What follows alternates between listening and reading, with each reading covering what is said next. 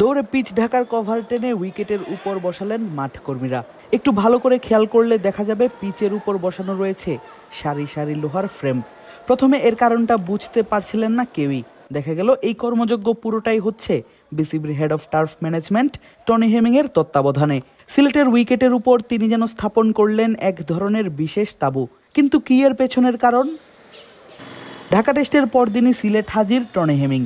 এসেই হাজির লাক্কাতুরার সিলেট আন্তর্জাতিক ক্রিকেট স্টেডিয়ামে। মাঠকর্মীদের সঙ্গে কথা বলে জানার চেষ্টা করছেন কি কন্ডিশনে আছে সিলেটের উইকেটটা, কেননা এই মাঠেই তো অনুষ্ঠিত হবে বাংলাদেশ এবং পাকিস্তানের মধ্যকার দ্বিতীয় টেস্ট ম্যাচ।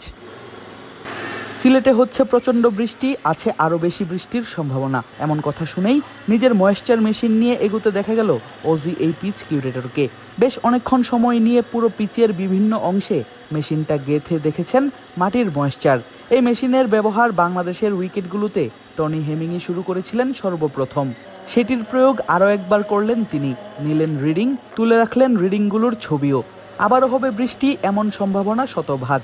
যতই কভারে ঢেকে দেয়া হোক না কেন, বৃষ্টির প্রভাব ঠিকই পড়ে উইকেটে। তবে উপায়? নায়াসিনামাইড ও স্যালিসাইলিক সমৃদ্ধ লিলি ফেস ওয়াশ যা ফেসের ডেড স্কিন সেল দূর করে দেয় দ্বিগুণ ফাস্টার ব্রাইটেনিং। সেই সমাধানও বাতলে দিলেন তিনি। বললেন উপরে তাঁবু করতে চান, যার মাঝখানটা থাকবে উঁচু, দুই পাশে থাকবে ঢালু। মাঠকর্মী কিউরেটররাও নিজেদের মাঝে কথা বলে বুঝে নিলেন আরও ভালোভাবে।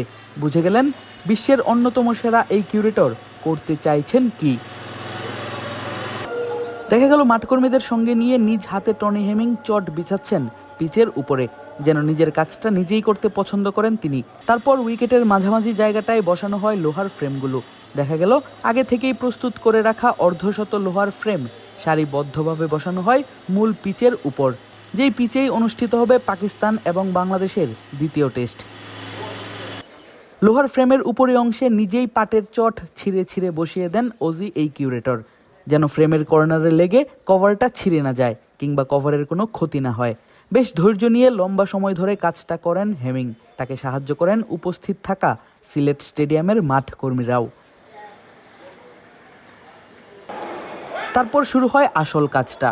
যেই কভার দিয়ে ঢাকা হয় উইকেট, সেই কভারকেই মাঠকর্মীরা টেনে নিয়ে আসেন উইকেটের কাছে, বিছিয়ে দেন আগে থেকেই সারিবদ্ধভাবে সেট করে রাখা লোহার ফ্রেমগুলোর উপর। আর এতেই তৈরি হয় উইকেটের উপর তাঁবুর মতো একটি কাঠামো।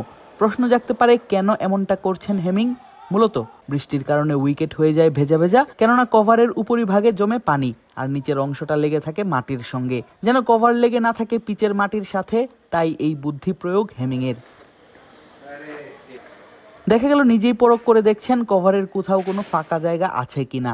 লোহার খুঁটি দিয়ে সেই ফাঁকা বন্ধ করে দিলেন নিজ হাতেই। বিদেশি এক কিউরেটর বাংলাদেশের উইকেটগুলোকে আগলে রাখছেন এইভাবে পরম যত্নে। নিশ্চয়ই দৃশ্যটা বেশ প্রশান্তি এনে দিবে দর্শকদের মনে।